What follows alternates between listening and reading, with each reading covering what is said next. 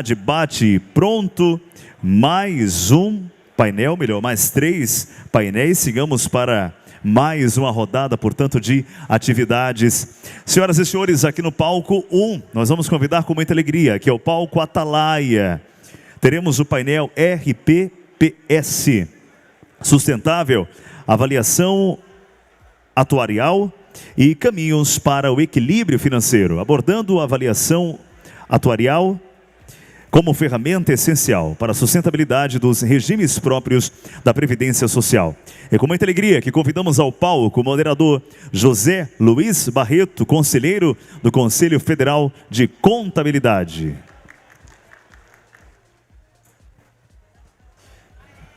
Pedimos que tomem assento, por gentileza. Muito obrigado. Senhoras e senhores, no palco 2, palco Aruana, acontece o painel Governança Aplicada às Contratações Públicas, que vai destacar os princípios, mecanismos e desafios de governança nas contratações públicas. Eu peço, por favor, aos senhores que tomem assento, por favor, porque já estamos dando seguimento, portanto, ao nosso evento. Recebamos, portanto, o moderador Adriano Leão, técnico judiciário do Tribunal Regional do Trabalho da 20ª Região, atuante na Secretaria de Governança e Gestão Estratégica. Por favor, seja muito bem-vindo. Mais uma vez eu peço àqueles que ainda continuam em pé, que tomem assento, a fim de darmos prosseguimento ao nosso evento. Senhoras e senhores, convidamos aqui no palco 3, a sala palco 3 Abaís, teremos o painel Tribunais de Contas, como a transformação digital reforça a fiscalização e o controle social, que vai destacar de que maneira a transformação digital vem fortalecendo os tribunais de contas, ampliando a eficiência da fiscalização e promovendo maior transparência e participação social no controle dos recursos públicos. Com muita alegria, convidamos a moderadora Thaíse Craveiro, presidente da Associação Nacional dos Auditores de Controle Externo dos Tribunais de Contas do Brasil. Com uma calorosa salva de palmas. Vale pontuar, pessoal, neste momento nós podemos sim aplaudir normalmente, apenas no momento dos painéis que a gente utiliza a língua brasileira de sinais. Vamos aplaudir para a gente esquentar um pouquinho aqui também, não é verdade? Sergipe é uma terra quente, uma terra feliz. Senhoras e senhores, neste momento, as atividades começam agora, terão 1 hora de duração. Aproveitem cada momento, portanto, para aprender e se inspirar. 3, 2, 1, a palavra está com os moderadores. Obrigado. Senhores, muito bom dia. É uma alegria muito grande tê-los aqui conosco, no nosso estado, na Conferência Nacional de Contabilidade Pública.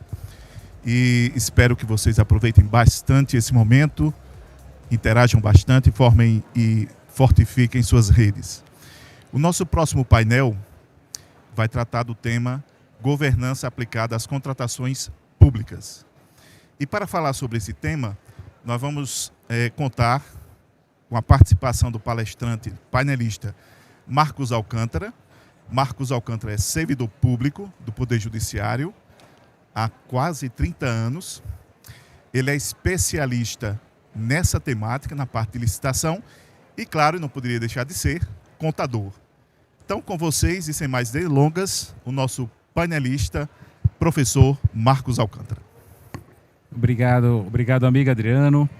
Quando você falou quase 30 anos, a gente pensa que são menos de 30, né? Na verdade, já vão mais de 30 anos. Eu posso dizer, Adriano também é servidor do TRT há mais de 30 anos. Deixa eu pegar aqui o passador dos slides. Obrigado. Pessoal, bom dia.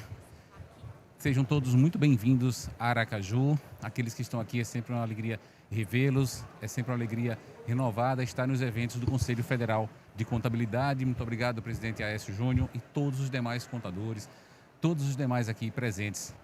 Sempre que chamarem, estarei presente. Vejo aqui meu amigo Zumbi, ex-presidente do CFC e tantas outras autoridades aqui. Muito bom estar aqui, gente. E vamos falar sobre um tema bem interessante. Gostei muito quando a Aécio me convidou, me propôs esse desafio. Adoro falar sobre governança aplicada às contratações públicas, porque eu lido com contratações públicas da mesma idade que eu tenho como servidor público lá no TRT. Há mais de 30 anos a gente trabalha contratação pública no Tribunal do Trabalho e essa hoje é a minha vida. Então falar sobre isso é sempre uma alegria, mas eu gostaria de fazer uma propaganda, né, um pouquinho. Então aqueles que estão me acompanhando, se puderem, me seguir na rede social e vai ter bônus para quem seguir. Tem 2 bônus para quem seguir na rede social, mas não é só seguir na rede social. Aqueles que já seguem também vão participar. Tem que fazer aquele registro bacana, aquela foto bonita do evento. Minha amiga Lana ali na frente. Faz aquela foto bonita, tem que postar e marcar o contador Marcos Alcântara, professor Marcos Alcântara. Qual o bônus que eu vou ter? Existe um Instituto Nacional, sediado em Brasília, Instituto Nacional da Contratação Pública, que eu faço parte como um dos membros fundadores. Esse instituto vai fazer um evento bem legal de licitações públicas no dia 5 de dezembro, lá na sede da OAB, em Brasília. Então, eu vou sortear uma inscrição para esse evento. Adicionalmente, o INCP também tem uma obra, um livro, Temas Avançados em Licitações e Contratos, com artigos de diversos professores de licitações e contratos do Brasil. Eu tenho um artigo lá falando sobre gestão de riscos e controles internos. Também vou sortear um desses livros. Então, aproveitem o momento, segue na rede social, faz um registro. Durante a palestra vou mostrar alguns slides interessantes. Isso aqui vai num registro bem bacana, beleza? Estamos acertados? Feito o nosso acordo? Pois bem, então vamos adiante. Gente, falar de governança é falar sobre planejamento, estratégia, organização.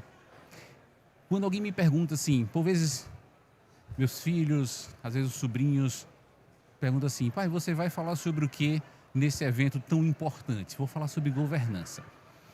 E o que é governança? Aí eu tento mostrar para eles exemplos. Quando você vai num local que percebe que está tudo funcionando, para todas as perguntas tem respostas, para todos os problemas aparecem as soluções, a mim parece que a governança passou por ali, que a governança ali se instalou. Então, governança é uma reunião de diversos conceitos. A gente fala em governança em mecanismos, estruturas, processos, enfim, uma série de ferramentas postas à disposição de uma organização para fazer com que aquilo funcione e funcione com excelência, funcione com maestria. Então é disso que a gente vai falar aqui hoje e aí eu já começo, adoro fazer perguntas, já começo com uma pergunta. Por que então aplicar governança nas contratações públicas? Talvez a resposta seja muito óbvia. Se governança é essa estrutura que se presta a fazer com que as coisas funcionem com excelência, funcionem com maestria, nada mais justo do que aplicar esses conceitos às contratações públicas. Porque contratação pública envolve um volume de recursos absurdo. Para que vocês tenham uma ideia de valores, o nosso tribunal, Adriano, TRT da 20ª Região, que é um tribunal de pequeno porte, realiza a cada exercício, movimenta a cada exercício cerca de 30 milhões de reais em contratações. Eu estou falando de um dos menores tribunais do trabalho do Brasil. Imagine todos os outros tribunais do trabalho, todos os outros tribunais do nosso Poder Judiciário, imagine o nosso Poder Executivo, o Legislativo e tantas outras estruturas que nós temos. Então, aplicar governança à contratação pública é fazer com que o recurso público seja aplicado de forma correta. Que a governança reúne diversos conceitos, diversas expressões. Vocês vão se deparar com diversos conceitos sobre governança nas mais variadas normas que nós temos no nosso país. Poderia citar aqui o Decreto 9203, IN 01 de 2016, algumas outras normas de demais estruturas, mas basicamente a gente se refere a processos e estruturas, inclusive estruturas de gestão de riscos, controles internos, para possibilitar que a gestão seja avaliada, direcionada e monitorada e assim consiga cumprir os seus objetivos. Mas a gente pode, meus amigos, dar um zoom, ampliar isso aqui, que a governança não se resume só a isso. E aí eu coloquei algumas expressões aqui para a gente imaginar de que trata a governança. Quando eu falo em governança, eu penso em processos e estruturas, eu penso em estratégia, em planejamento, em inovação, trazendo para o conceito, para os dispositivos da Lei de Licitações e Contratos, gestão por competência, segregação de funções, sustentabilidade. Então, uma série de conceitos, uma série de expressões que nós já lidamos com elas e que agora estão reunidas numa norma de contratação pública para fazer com que as nossas contratações avancem, para fazer com que as nossas contratações melhorem e consigam trazer os resultados esperados por aqueles que são, de fato, os destinatários da governança, que é a sociedade com o atendimento do interesse público. E aí, a gente vincula governança às contratações, e eu preciso fazer uma vinculação com o público aqui presente, com a Conferência Nacional de Contabilidade Pública. Que isso tem a ver com a contabilidade. Para minha sorte, eu encontrei aqui há pouco com um grande amigo, está aqui na plateia, meu querido amigo Wanderson Mello, meu contemporâneo de Universidade Federal do Sergipe, lá nos idos de 90 e pouquinho, Wanderson, 97, 98, por aí. Grande corintiano, nisso a gente diverge um pouco, né, Wanderson? Grande corintiano, Wanderson, grande amigo, e a gente conversava rapidamente sobre isso. O que é que isso tem a ver com a contabilidade? E essa abordagem passa por um apanhado histórico. A gente vai retroagir no tempo aproximadamente 100 anos, 1922, Código de Contabilidade da União. Dá para fazer uma pergunta aqui. Quem trabalhou com o Código de Contabilidade da União aqui? A gente vai achar pessoas que trabalharam. Por pouco, Wanderson, a gente não trabalhou. Alguns dispositivos do Código de Contabilidade da União foram revogados pelo Decreto 2300 de 86, que foi talvez a primeira norma exclusiva de contratação pública que a gente teve no país. Porque antes disso, Zumi, as regras, as normas de contratação pública, elas moravam de favor na Casa da Contabilidade. O Código de Contabilidade da União, se tiverem a curiosidade de fazer esse apanhado histórico, está disponível no site do Planalto. Ele traz as regras de contratação da época. Fala em concorrência, na época era concorrência, a linguagem era diferente, o português era outro. Tem ferramentas atuais, por exemplo, sistema de registro de preços, tinha no Código de Contabilidade da União.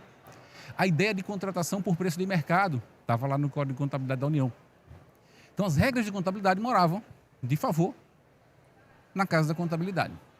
E aí o avançar dos anos fez nascer a Lei 4.320 de 64, que tem diretrizes que orientam as contratações públicas, o Decreto-Lei 200 de 1967, que tem mecanismos muito modernos de controle naquela norma. Eu sou encantado com o que diz o artigo 14 do Decreto-Lei 267, 1967. Já se falava na relação entre o custo e o benefício, que devem ser dispensados, devem ser abandonados aqueles controles puramente formais. Controles meramente formais devem ser abandonados. Gente, a gente está falando de 1967. Talvez foi o primeiro ensaio de uma mudança do modelo burocrático para o modelo gerencial. Falar em modelo gerencial em 67 é algo muito moderno. Eu fico imaginando o rebuliço que essa norma não trouxe. Trouxe os dispositivos, falava-se pela primeira vez em terceirização na administração pública e outras questões. Pois bem, em 86, as normas de contratação pública ganharam um decreto, o Decreto-Lei 2.300, que tratava exclusivamente de contratação pública, mas não largava as normas de contabilidade. Duração de contratos é um tema que até hoje a gente debate. Há um debate hoje entre o meio jurídico e a contabilidade sobre duração de contratos, sobre reserva de recursos, sobre projeção de contratos de trato continuado e duradouro, sem um lastro orçamentário ou sem uma previsão, e aí a gente tem as implicações com o plano plurianual, mas a vida inteira haverá essa ligação da contabilidade com as contratações públicas. A gente avançou para a Lei 8666, 93, uma lei que ficou durante 31 anos, valendo, porque ela foi revogada em 2021, mas a gente ainda poderia utilizar. E agora a gente tem a Lei 14.133, que é, alguns chamam de nova Lei de Licitações e Contratos. Eu estou abandonando o nova. É a Lei Geral de Licitações e Contratos. É a lei que a gente tem. Gente, e é uma lei muito densa, são 194 artigos. Aproximadamente 50% a mais do que tínhamos na Lei 8666. E tem muita novidade. E não poderia ser diferente, o mundo está mudando numa velocidade absurda. A Lei 8666 ela não falava em tecnologia, ela não falava em internet. Havia dispositivos que diziam que tinha que rubricar o edital, tirar cópia e entregar aos licitantes. Isso não existe mais no mundo atual.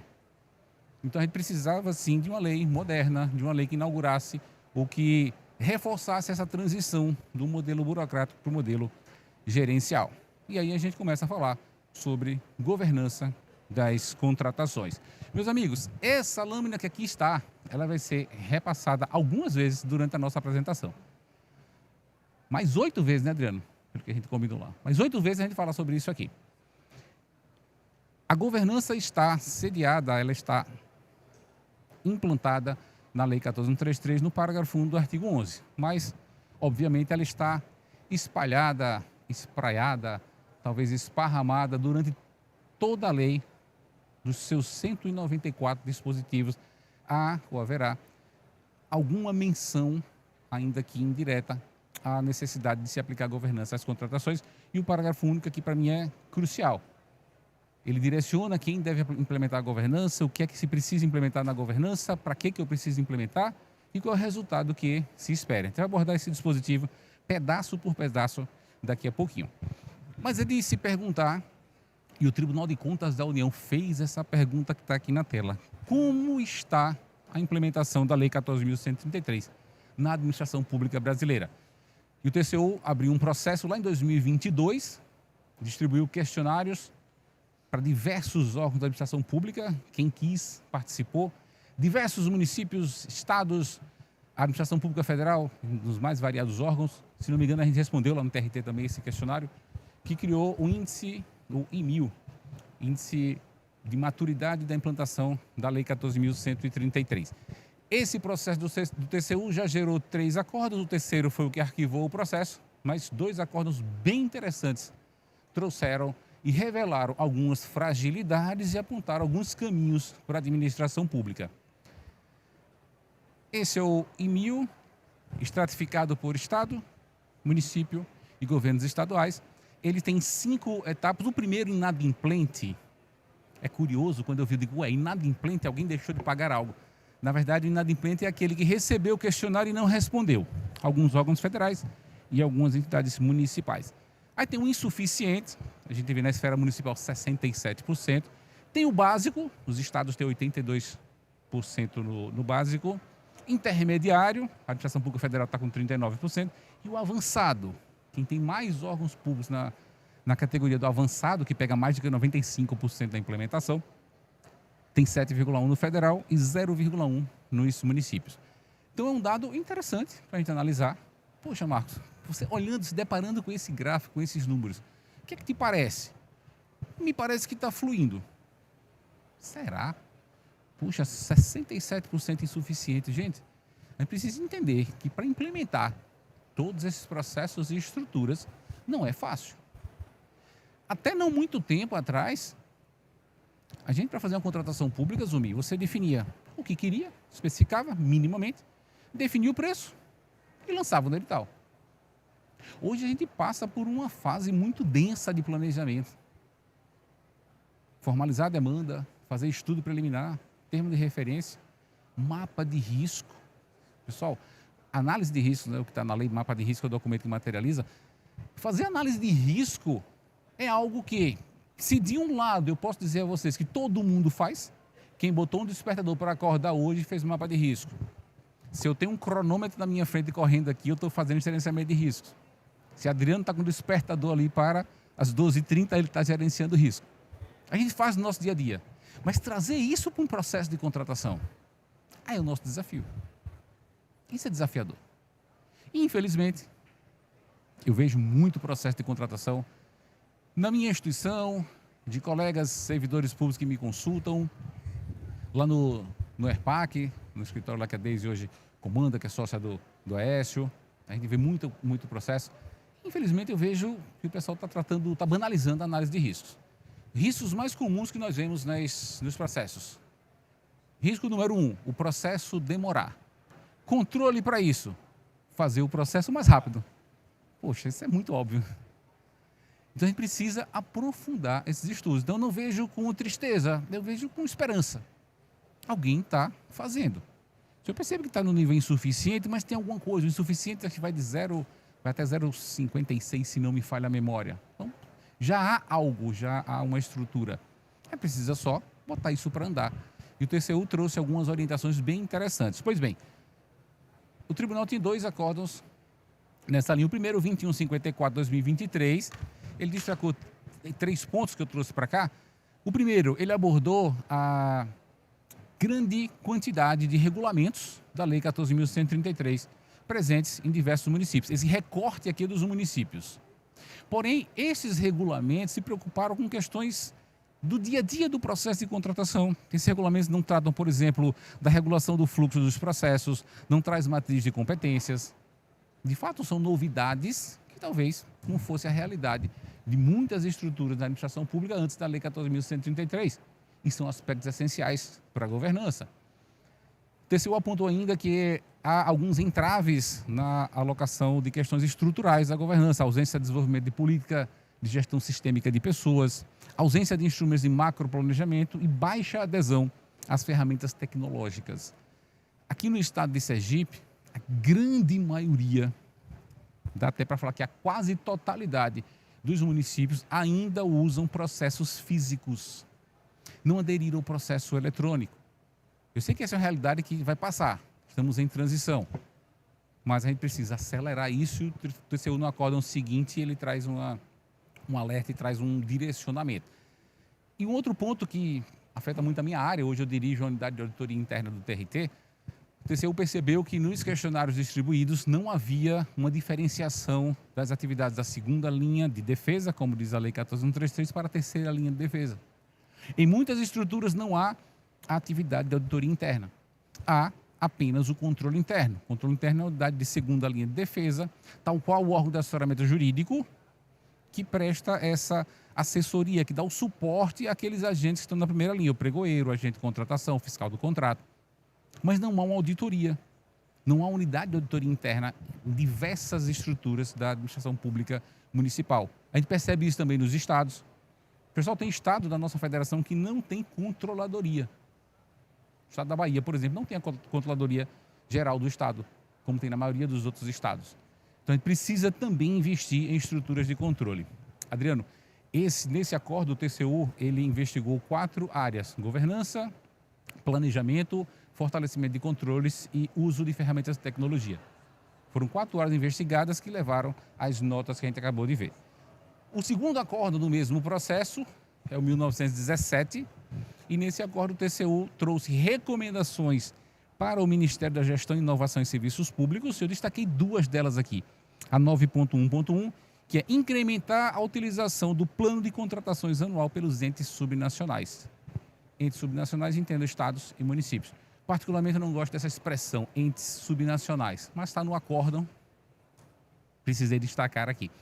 E no ponto 9.1.4, estimular a adesão dos estados e municípios ao Programa Nacional de Processo Eletrônico. É o PROPEM, Decreto 11.946/2024.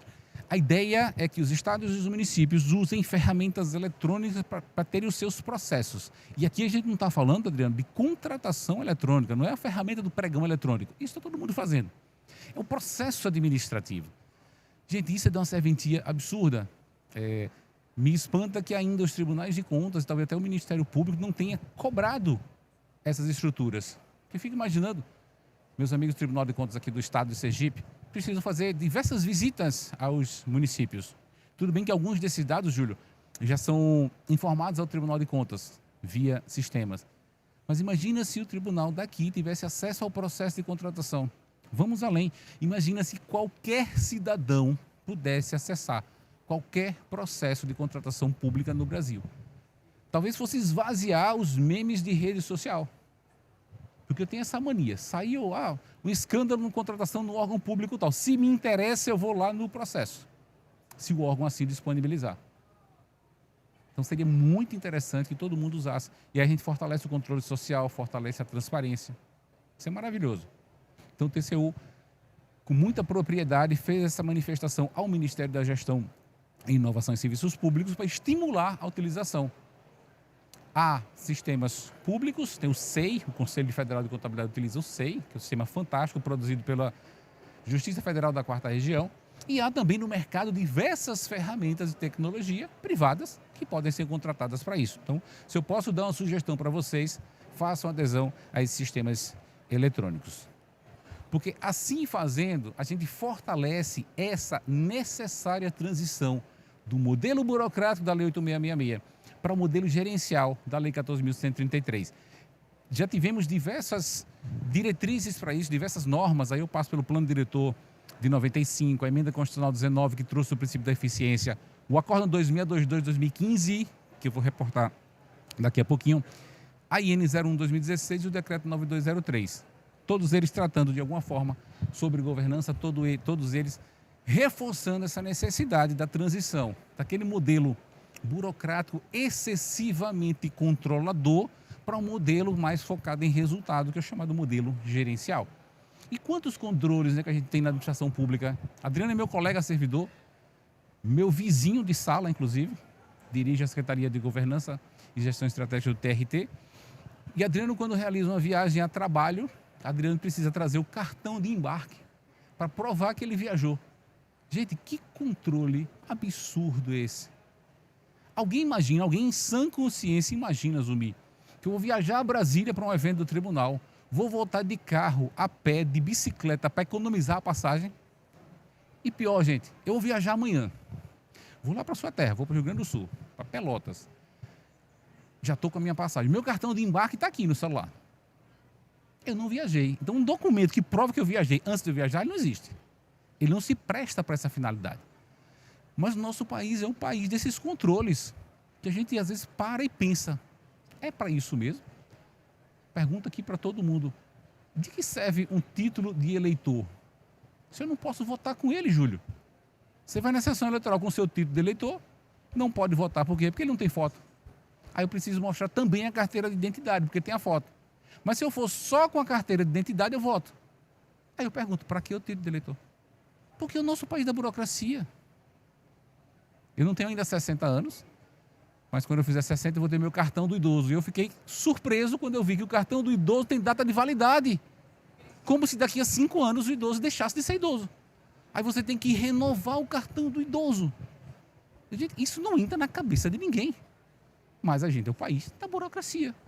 É um modelo burocrático. Quem trabalha com contratação pública há de lembrar da Lei 8666. Se você fazia uma compra que superava 80 mil reais, você não podia receber sozinho, porque a lei não confiava em você, Salete, minha querida amiga Salete. Eu tinha que juntar com mais 2. A gente não fazia licitação sozinho, tinha que ter uma comissão de licitação. E alguém algum dia olhou para isso e disse, não vai funcionar. Não vai funcionar. Precisamos mudar para um outro modelo. E aí surgiu o pregão, e agora surge a Lei 14.133. Então, essa lei, sim, ela está mais próxima do modelo gerencial do que era a nossa lei anterior. Está aqui alguns dispositivos do Acórdão 2622, bem interessantes, falando sobre governança de aquisições, definida como conjunto de diretrizes, estruturas, processos e mecanismos de controle que visa assegurar que as decisões e ações relativas às aquisições estão alinhadas às necessidades da organização, contribuindo para o alcance das suas metas. Veja que o dispositivo, e no parágrafo seguinte a mesma coisa, pensa em resultado. Pensa em satisfação do interesse público, pensa no verdadeiro destinatário das políticas públicas. Isso é fazer uma boa governança para as contratações. E para a gente entender a governança das contratações, eu dividi aquele dispositivo lá do parágrafo único do artigo 11 em 8 passos. Já coloquei uma praia aqui, né, dona Constança? Não foi à toa, a gente está aqui em Aracaju, que é essa praia maravilhosa. E vamos entender esses 8 passos para a governança. Não está passando. Agora foi. Bom, o primeiro deles, a alta administração do órgão ou entidade é responsável pela governança das contratações. Dá um corte aqui. E aí vamos trazer esses conceitos. O que é a governança pública? Conjunto e mecanismo de liderança, estratégia e controle, postos em prática para avaliar, direcionar e monitorar a gestão, com vistas à condução de políticas públicas e à prestação de serviços de interesse à sociedade. Maravilha! E o que é a governança das contratações? São os mesmos mecanismos direcionados às mesmas atividades para monitorar a atuação da gestão das contratações públicas, visando agregar valor ao negócio do órgão ou entidade e contribuir para o alcance dos seus objetivos, com riscos aceitáveis. Isso aqui está na portaria 8678 da SEGES de 2021. Pois bem, a lei fala em alta administração. Quem que é a alta administração? Quem é a alta administração na minha estrutura, Adriano? Presidente do tribunal, tribunal pleno, os demais desembargadores, secretário-geral da presidência e diretor-geral, secretário judiciário. É a minha alta administração. Quem é a alta administração no governo do estado? O governador e seus secretários, talvez um conselho de administração se houver, no município, o prefeito, seu secretariado. É para esses que a lei está dizendo, são esses que devem implementar os processos e estruturas de governança da Lei 14.133. Aqui está um desenho, envolve inclusive a sociedade, a gente fala na governança lá em cima e na governança administrativa, nas instâncias internas de governança.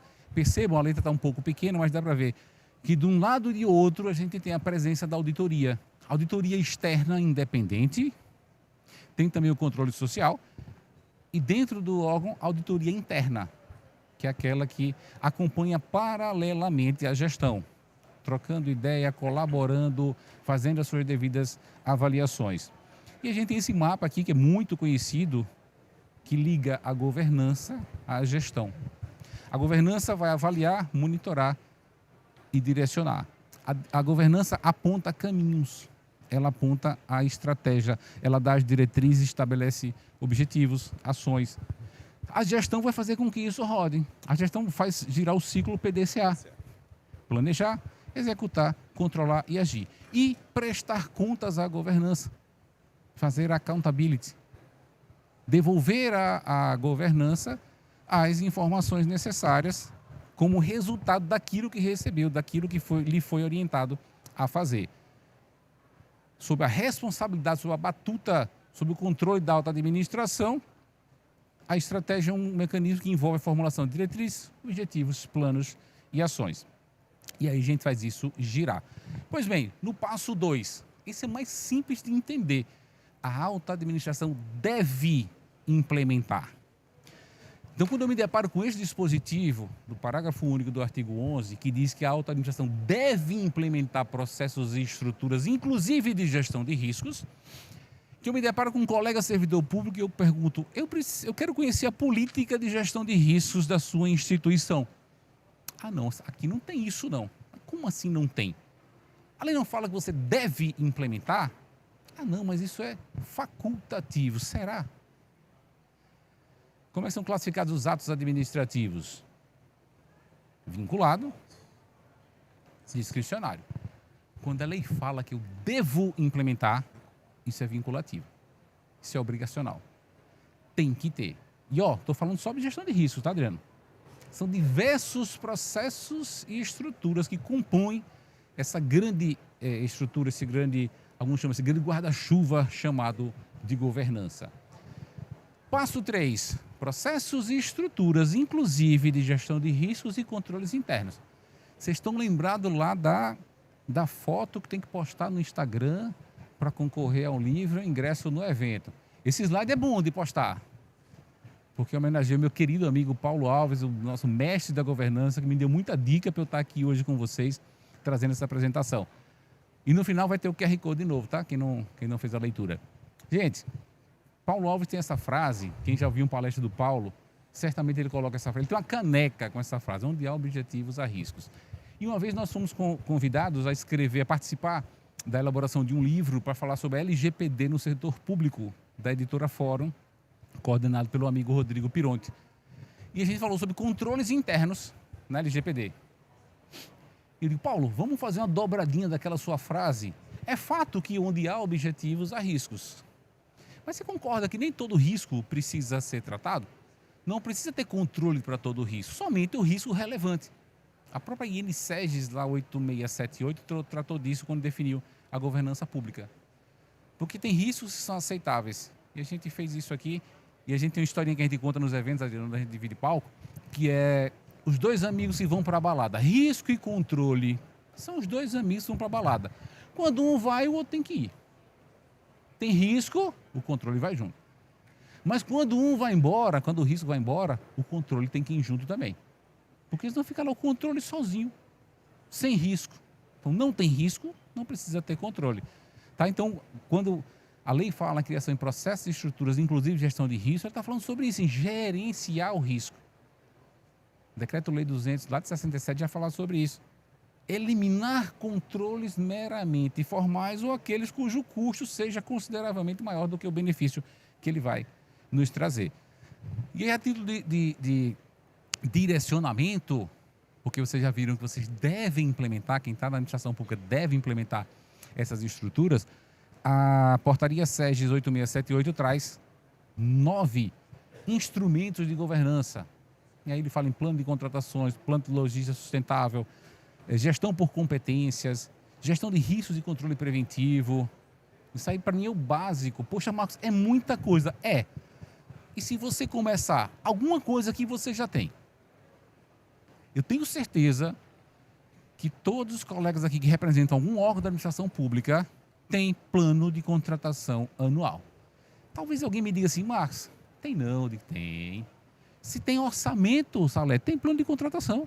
Como que eu vou fazer um orçamento sem saber o que eu vou contratar no ano que vem? Então tem, talvez não com esse nome, mas tem alguma coisa lá no seu orçamento que fala sobre as contratações. Então, no mínimo aqui, 9 estruturas bem interessantes para a gente já começar a brincar com esse processo de implementação de processo de governança. Querem mais? Planejamento estratégico, estrutura de segregação de funções, programa de integridade, não só o programa, tá? Estrutura completa, sistema, programa, política, plano, logística sustentável, ESG, plano de contratações, portal nacional de contratação pública, sistema de controle interno, gestão de riscos, indicadores, gestão por competências e accountability. Olha quanto instrumento interessante aqui que a gente tem para deixar mais densa essa nossa ideia de governança aplicada às contratações. Então é muita coisa? É muito trabalho? É. Ainda bem que a gente está aqui para fazer isso. Perfeito? Mas vamos lá, passo 4. Para que eu preciso implementar isso? Para avaliar, direcionar e monitorar os processos licitatórios e os respectivos contratos. Vou fazer uma pose bonita para a foto do colega aqui. Perfeito? Avaliar, direcionar e monitorar os processos licitatórios e os respectivos contratos. Como é que isso se dá na prática? Gente, essa é a estrutura de um processo de contratação. Fase interna, fase externa e fase de execução contratual. Então eu tenho a fase preparatória, que é aquela do planejamento da contratação. A fase externa, que é a fase de seleção do fornecedor, é aquela fase que a gente vai ao mercado escolher alguém para atender a nossa necessidade. Pode ser uma empresa para nos vender, pode ser alguém para fazer uma prestação de serviço de contabilidade, que a minha contadora ali, Juliana Alcântara, que muito me honra estar aqui na plateia, minha sobrinha mais velha, nossa grande contadora que serve lá na Câmara de Vereadores de Aracaju e que também tem o seu escritório de contabilidade. Muito bem, Ju. Então, quero contratar a Juliana, estou na fase externa, vou selecionar fornecedor. A gente seleciona fornecedor por licitação, por contratação direta, pode ser uma dispensa de licitação, pode ser uma dispensa emergencial, pode ser uma inexigibilidade de licitação. E, gente, esses caminhos são tão legais, são tão lícitos quanto o caminho da licitação. Se eu puder dar uma dica para vocês, comecem a analisar com muito carinho que vocês vão... E talvez a gente esteja se despedindo do processo de licitação como ele é até hoje.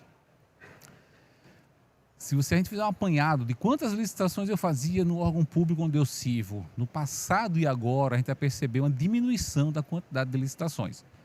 Porque o limite da dispensa em função do valor aumentou substancialmente, e é bom que seja assim, para atender o artigo 14 do Decreto-Lei 267, para eu não estar controlando coisa miúda. Os contratos ficaram mais longos. Eu faço contrato hoje para 5 anos de serviço ou de fornecimento continuado e posso levar isso até 10 anos. Há contratos de sistemas estruturantes que eu faço para 15 anos. A lei fala até, Adriano, em contratos de 35 anos. A gente precisa trazer para esses contratos aquele conceito dos contratos abertos.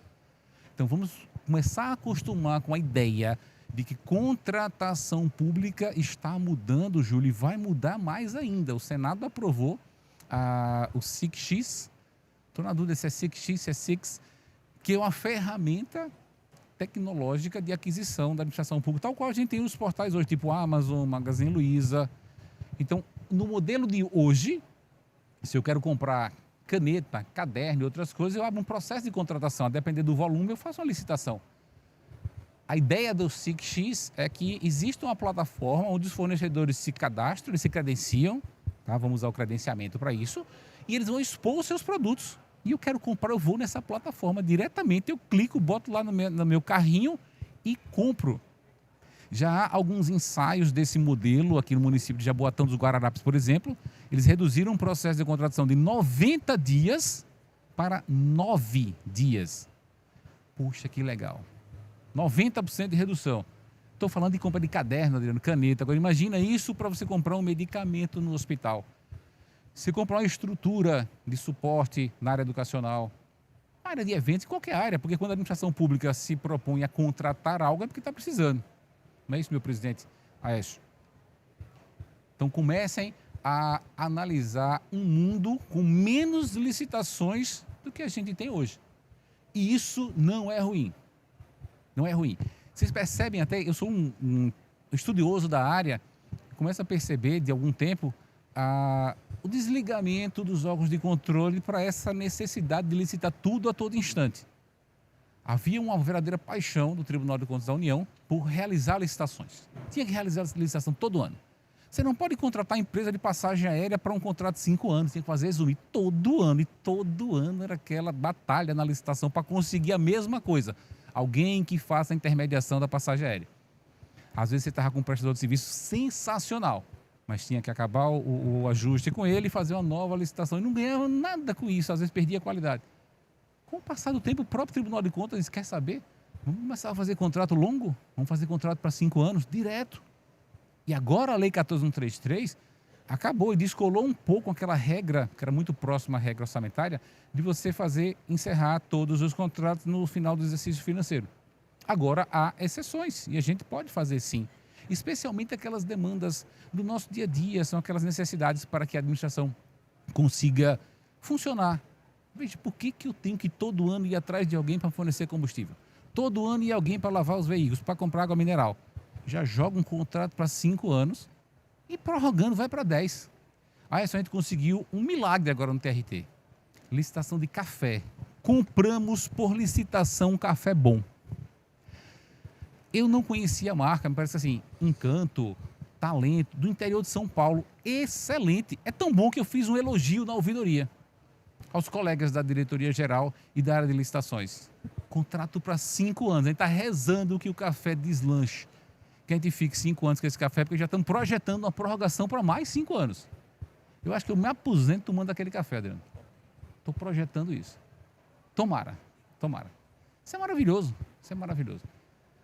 Então vamos acostumar com a ideia da gente ir largando aos poucos essa mania, essa sanha de ter que licitar tudo a todo instante.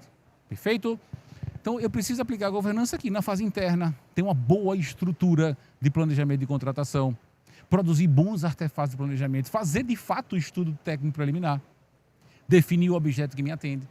Eu preciso de uma boa estrutura para realizar a contratação, e a gente está substituindo hoje essa estrutura, ou pelo menos dotando essa estrutura de um apoio tecnológico tal que eu vou ter só um gestor, um gerente do processo de contratação. Meus amigos, a transação comercial, historicamente, é alguém quer comprar, alguém quer vender. Isso era presencial. Hoje, as grandes plataformas mundiais te vendem de tudo sem nenhuma interação humana. Por que o comprador também não pode usar a tecnologia para isso? É só parametrizar até onde eu posso ir, quanto que eu quero comprar, qual é a especificação do que eu quero comprar. Então, a gente está caminhando para um cenário como esse. O SIC-X vai nos permitir se aproximar mais desse modelo. E eu preciso da estrutura de governança lá na execução do contrato, porque de nada adianta um bom planejamento, um bom termo de referência, uma excelente licitação se eu não tiver entrega. Se eu não tiver entrega lá na fase de execução de contrato. Deixa eu só colocar o fone aqui certinho que ele caiu. Seguindo no passo 5, qual o objetivo disso? O intuito de alcançar os objetivos que foram programados lá no artigo 11. Perfeito. Então a gente entende que governança de contratações é meio E os objetivos do processo são o fim. E que objetivos são esses? De que objetivos estamos falando? Aí a gente vai para o artigo 11 no seu caput. Artigo 11 caput, perfeito. Estava estranho, né? Falei só do parágrafo único, mas não mostrei o caput do artigo 11, mas foi proposital. Gente, o artigo 11 é um dos mais importantes que a gente tem na lei 14.133, porque ele diz quais são os objetivos do processo licitatório. Se eu pudesse dar uma sugestão ao legislador, se ele for mudar isso algum dia, eu só trocaria processo licitatório por processo de contratação, porque fica parecendo que isso aqui eu só aplico em licitação. Eu aplico em dispensa, aplico em inexigibilidade, aplico em adesão à ata de preços. Então, o processo de contratação tem por objetivos. São 4 incisos. Primeiro, assegurar a seleção da proposta apta a gerar o contrato que tem um resultado mais vantajoso. Quem trabalhou com a Lei 8.666 há de lembrar de um dispositivo bem parecido com esse no artigo 3º, que falava da seleção da proposta mais vantajosa. Mas me parece que selecionar a proposta mais vantajosa, a gente fica só apegado ao aspecto preço. Isso me incomodava bastante. Eu era pregoeiro do tribunal, fazia licitação para comprar impressoras e eu comprava uma impressora que ela era muito barata, só que o cartucho dela era quase o mesmo preço da impressora. Em contrapartida, tinha uma outra marca concorrente que tinha um preço um pouco mais alto, mas o cartucho era bem baratinho. Só que, Zumi, ao longo de 5 anos eu uso uma impressora só e uso 50 cartuchos. É mais ou menos a conta que a gente faz quando vai comprar maquininha de café para colocar no nosso escritório. Gente, a máquina é uma só. Quem comprou a 3 Corações lá nos primórdios tem garantia para toda a vida.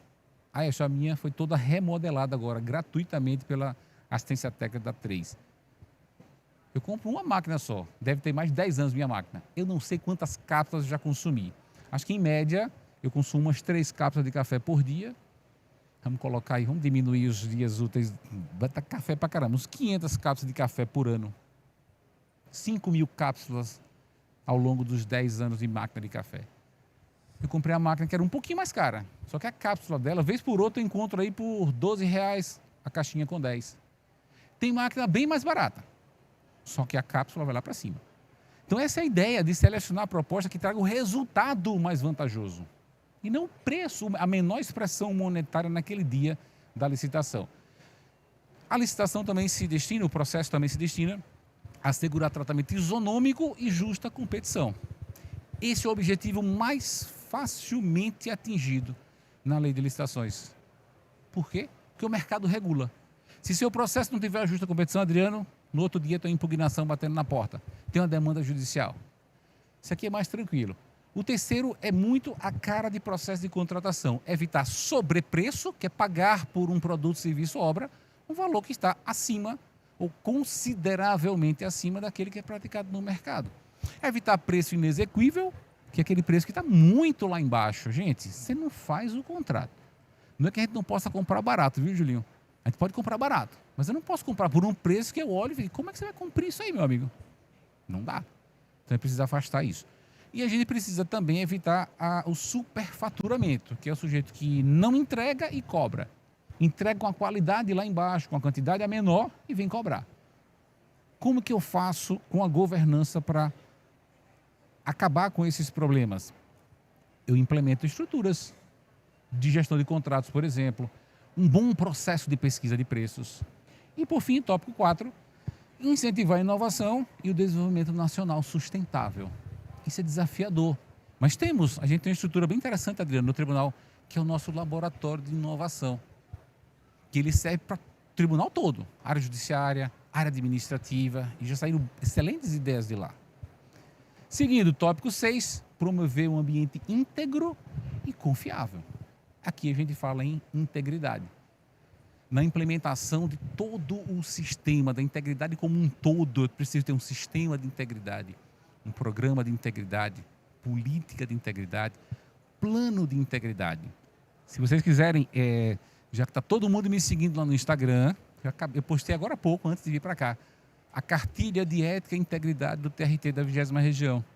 Se quiserem também outro referencial, e não é fazendo o elogio gratuito, mas porque me serviu de base para a gente fazer um projeto lá no TRT, o do Conselho Federal de Contabilidade. Muito bom o programa de integridade, o plano de integridade do CFC. Então vale a pena buscar esses referenciais. Lá na minha página vocês têm o do TRT. Tópico 7. Alinhamento das contratações à estratégia e ao orçamento. Aqui também entram os nossos colegas. Não está passando, foi. O alinhamento, gente, eu desenho a minha estratégia, eu desdobro a estratégia em contratações, e aqui eu tenho um plano de contratações anual, e isso vai subsidiar a elaboração das leis orçamentárias. Aqui eu coloquei a LOA. É por isso que eu disse agora há pouco, colegas me dizem, eu não tenho plano de contratação. Tem sim. Ou você vai me dizer que o seu orçamento é o do ano passado só com o incremento da inflação. Não é. Então você projeta onde você vai investir os recursos, quais são as ações. Eu tenho para isso o plano de governo para orientar. O plano de contratações, ele precede a elaboração das leis orçamentárias. A gente precisa criar esse cronograma, mas de modo que eu tenha o alinhamento. Isso é mandatário. Isso está na lei, artigo 12, inciso 6, lei 14.133. E o último tópico, promover eficiência, efetividade e eficácia nas suas contratações. O que isso quer dizer? A gente está falando em dimensões de resultado, dimensões de esforço. Então eu executo com excelência para ter economicidade, e aí como resultado eu tenho eficiência, eficácia e efetividade. Porque como nos disse Peter Drucker, não há nada mais inútil do que fazer com excelência aquilo que não deveria ser feito. Ok, meus amigos, muito obrigado e tem o QR. Palminhas. Pronto. Perfeito, Adriano. Estou só relembrando o nosso acordo. Sim. Temos um sorteio do livro do INCP, temas, aspectos relevantes da Lei 14.133 e uma inscrição para o 4º Congresso do INCP, dia 5 de dezembro, em Brasília.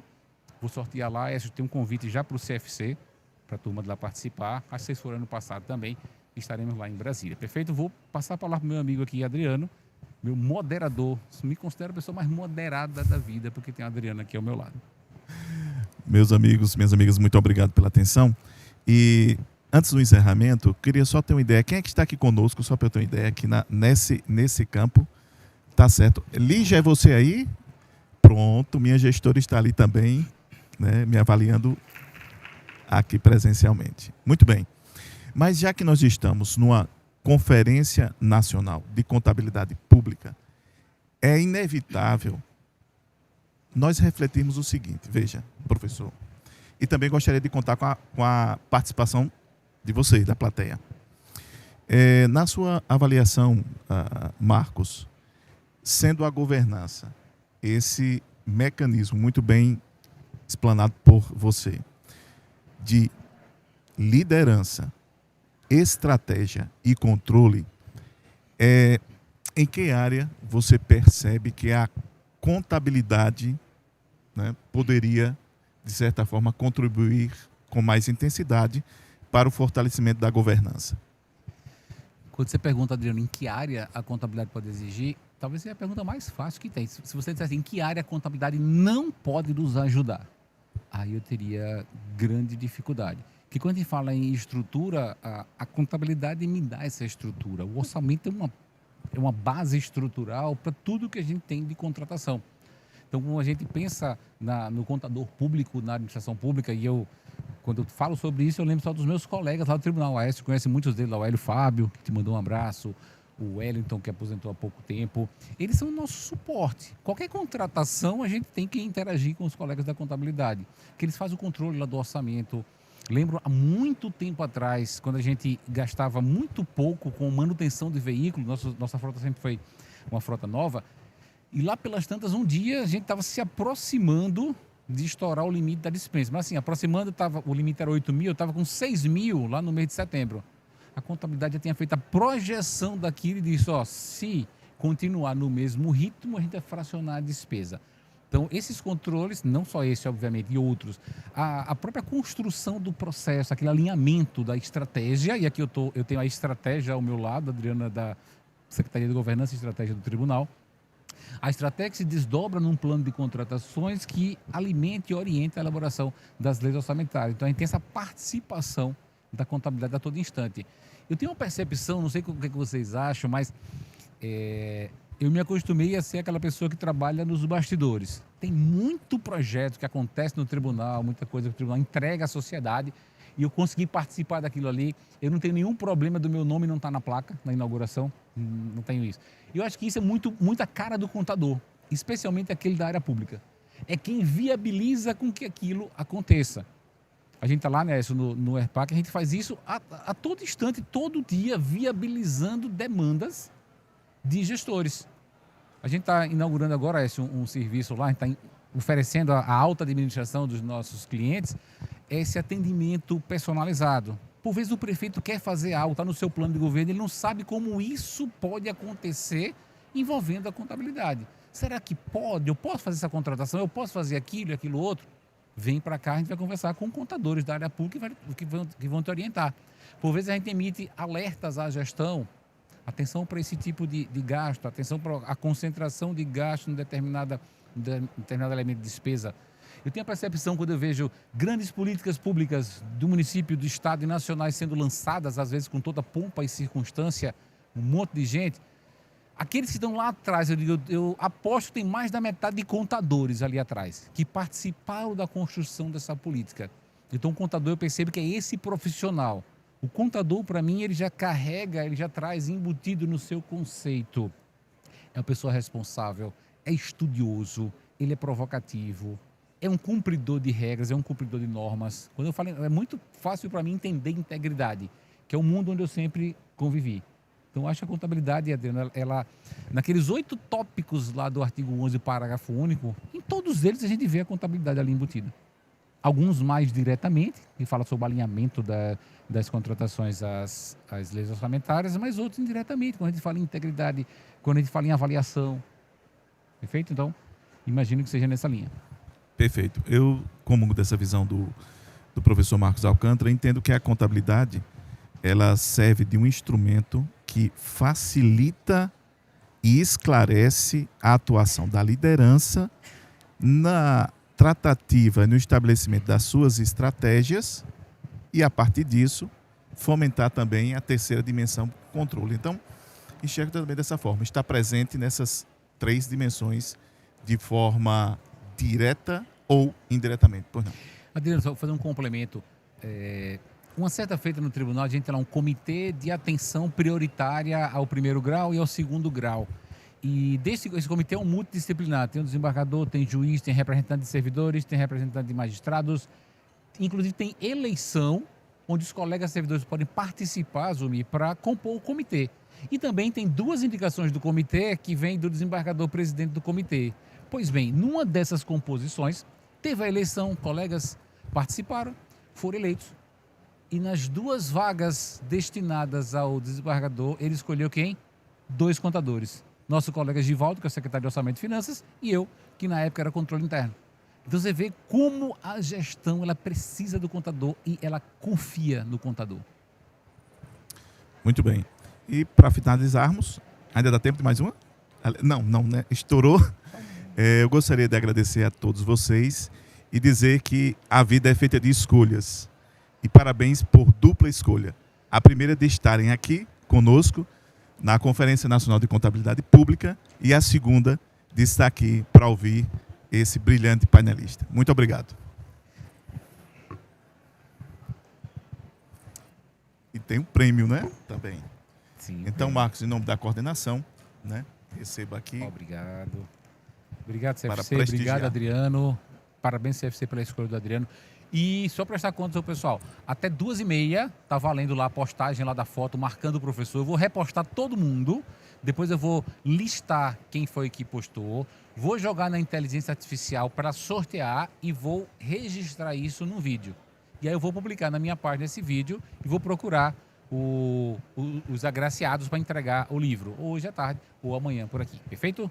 Então, firmado o compromisso. Gente, muito obrigado. Muito obrigado.